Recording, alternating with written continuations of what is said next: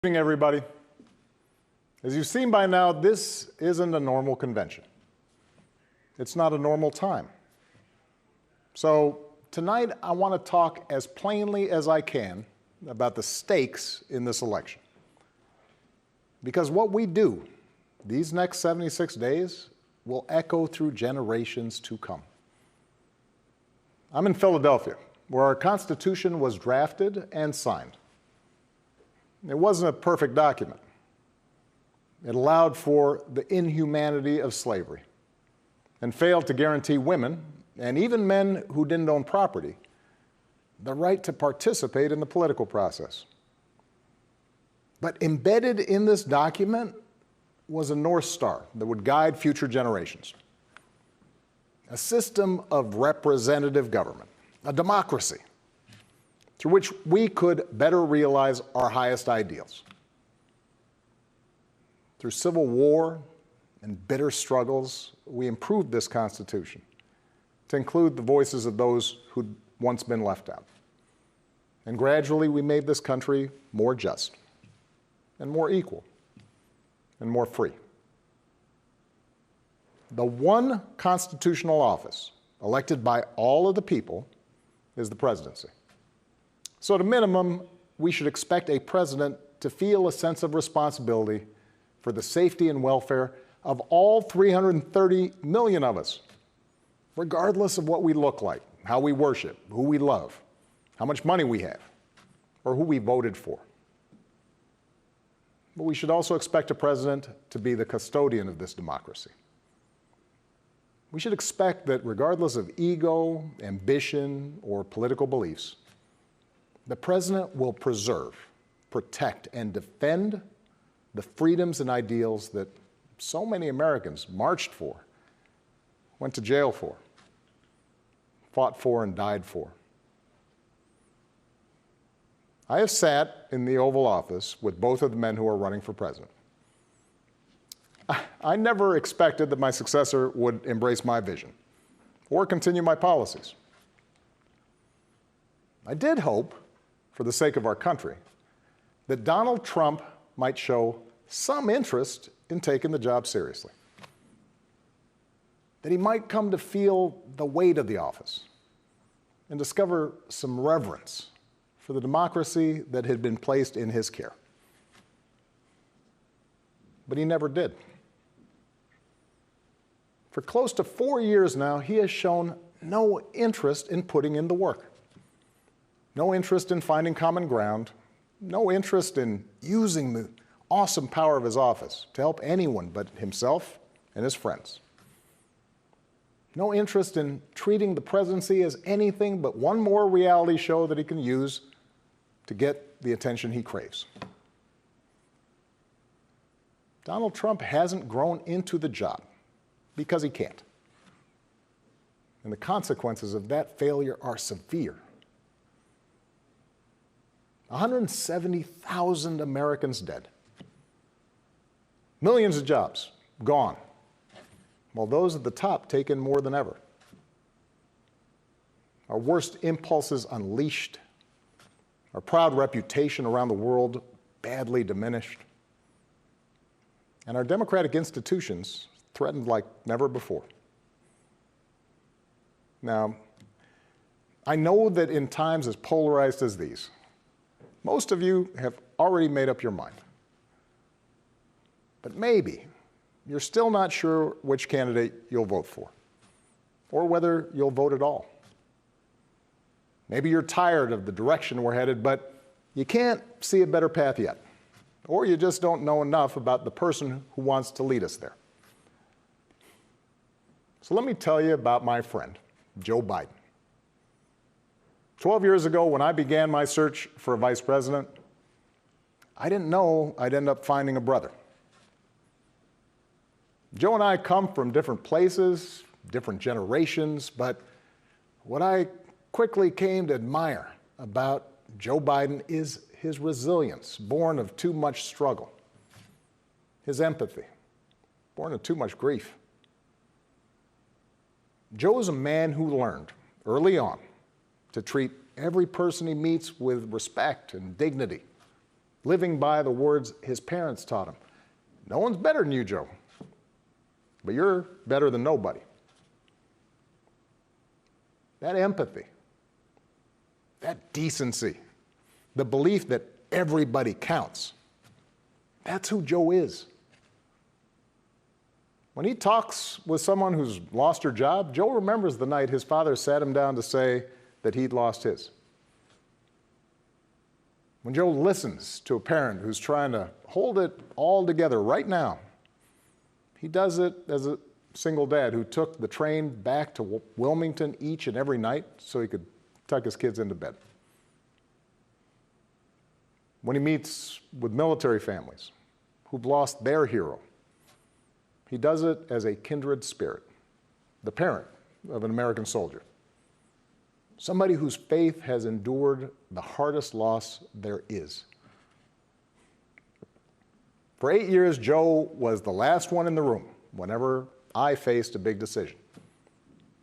He made me a better president, and he's got the character and the experience to make us a better country. And in my friend Kamala Harris, he's chosen an ideal partner who is more than prepared for the job. Someone who knows what it's like to overcome barriers and who's made a career fighting to help others live out their own American dream. Along with the experience needed to get things done, Joe and Kamala have concrete policies that will turn their vision of a better, fairer, stronger country into reality. They will get this pandemic under control, like Joe did when he helped me manage H1N1 and prevent an Ebola outbreak from reaching our shores. They'll expand healthcare to more Americans, like Joe and I did 10 years ago, when he helped craft the Affordable Care Act and nail down the votes to make it the law. They'll rescue the economy, like Joe helped me do after the Great Recession. I asked him to manage the Recovery Act, which jump-started the longest stretch of job growth in history. And he sees this moment now not as a chance to get back to where we were, but to make long overdue changes so that our economy actually makes life a little easier for everybody. Whether it's the waitress trying to raise a kid on her own, or the shift worker always on the edge of getting laid off, or the student figuring out how to pay for next semester's classes. Joe and Kamala will restore our standing in the world.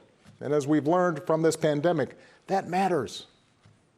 Joe knows the world, and the world knows him. He knows that our true strength comes from setting an example that the world wants to follow. A nation that stands with democracy, not dictators. A nation that can inspire and mobilize others to overcome threats like climate change and terrorism, poverty and disease. But more than anything, what I know about Joe, what I know about Kamala, is that they actually care about every American, and that they care deeply about this democracy. They believe that in a democracy, the right to vote is sacred, and we should be making it easier for people to cast their ballots, not harder. They believe that no one, including the president, is above the law, and that no public official, including the president, should use their office to enrich themselves or their supporters. They understand that in this democracy, the commander-in-chief does not use the men and women of our military who are willing to risk everything to protect our nation as political props to deploy against peaceful protesters on our own soil. They understand that political opponents aren't un-American just because they disagree with you. A free press isn't the enemy, but the way we hold officials accountable. That our ability to work together to solve big problems like a pandemic depend on a fidelity to facts and science and logic, and not just making stuff up. None of this should be controversial. These shouldn't be Republican principles or Democratic principles. They are American principles. But at this moment, this president and those who enable him have shown they don't believe in these things. Tonight, I'm asking you to believe in Joe and Kamala's ability to lead this country out of these dark times and build it back better. But here's the thing. No single American can fix this country alone, not even a president. Democracy was never meant to be transactional. You give me your vote, I make everything better. It requires an active and informed citizenry. So I'm also asking you to believe in your own ability, to embrace your own responsibility as citizens, to make sure that the basic tenets of our democracy endure. Because that's what's at stake right now. Our democracy. Look, I understand why a lot of Americans are down on government. The way the rules have been set up and abused in Congress make it easier for special interests to stop progress than to make progress. Believe me, I know it. I understand why a white factory worker who's seen his wages cut or his job shipped overseas might feel like the government no longer looks out for him, and why a black mom might feel like it never looked out for her at all. I understand why a new immigrant might look around this country and wonder whether there's still a place for him here. Why a young person might look at politics right now, the circus of it all, the meanness and the lies and conspiracy theories, and think, what is the point? Well, here's the point. This president and those in power, those who benefit from keeping things the way they are counting on your cynicism. They know they can't win you over with their policies. So they're hoping to make it as hard as possible for you to vote and to convince you that your vote does not matter. That is how they win. That is how they get to keep making decisions that affect your life and the lives of the people you love. That's how the economy will keep getting skewed to the wealthy and well-connected. How our health systems will let more people fall through the cracks. That's how a democracy withers, until it's no democracy at all. And we cannot let that happen. Do not let them take away your power. Do not let them take away your democracy. Make a plan right now for how you are going to get involved and vote. Do it as early as you can and tell your family and friends how they can vote too. Do what Americans have done for over 2 centuries when faced with even tougher times than this. All those quiet heroes who found the courage to keep marching, keep pushing in the face of hardship and injustice. Last month, we lost a giant of American democracy in John Lewis. And some years ago, I sat down with John and a few remaining leaders of the early civil rights movement. One of them told me he never imagined he'd walk into the White House and see a president who looked like his grandson. And then he told me that he had looked it up. And it turned out that on the very day that I was born, he was marching into a jail cell, trying to end Jim Crow segregation in the South. What we do echoes through generations. Whatever our backgrounds, we are all the children of Americans who fought the good fight.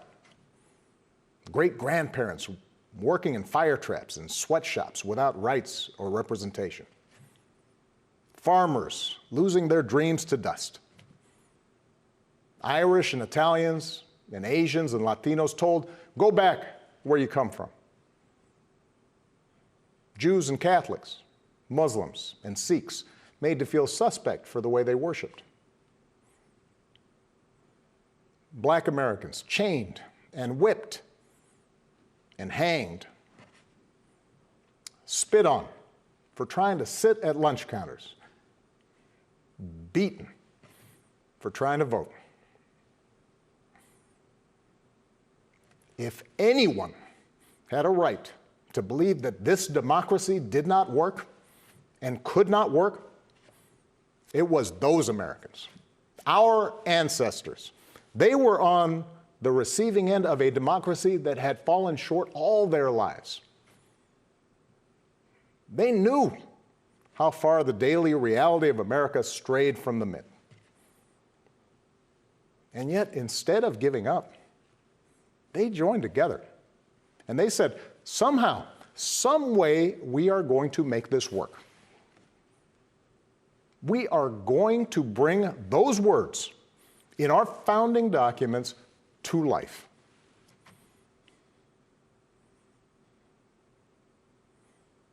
I have seen that same spirit rising these past few years. Folks of every age and background who packed city centers and airports and rural roads so that families wouldn't be separated, so that another classroom wouldn't get shot up, so that our kids won't grow up on an uninhabitable planet.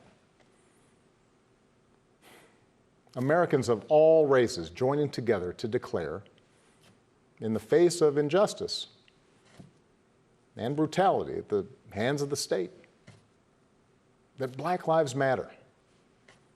No more, but no less. So that no child in this country feels the continuing sting of racism. To the young people who led us this summer, telling us we need to be better, in so many ways, you are this country's dreams fulfilled. Earlier generations had to be persuaded that everyone has equal worth. For you, it's a given, a conviction.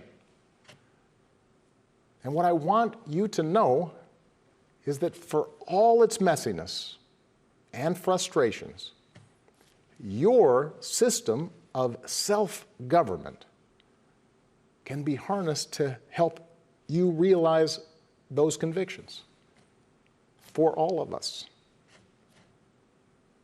You can give our democracy new meaning. You can take it to a better place. You're the missing ingredient. The ones who will decide whether or not America becomes the country that fully lives up to its creed. That work will continue long after this election. But any chance of success depends entirely on the outcome of this election. This administration has shown it will tear our democracy down if that's what it takes for them to win. So we have to get busy building it up by pouring all our efforts into these 76 days and by voting like never before for Joe and Kamala and candidates up and down the ticket so that we leave no doubt about what this country that we love stands for today and for all our days to come. Stay safe. God bless.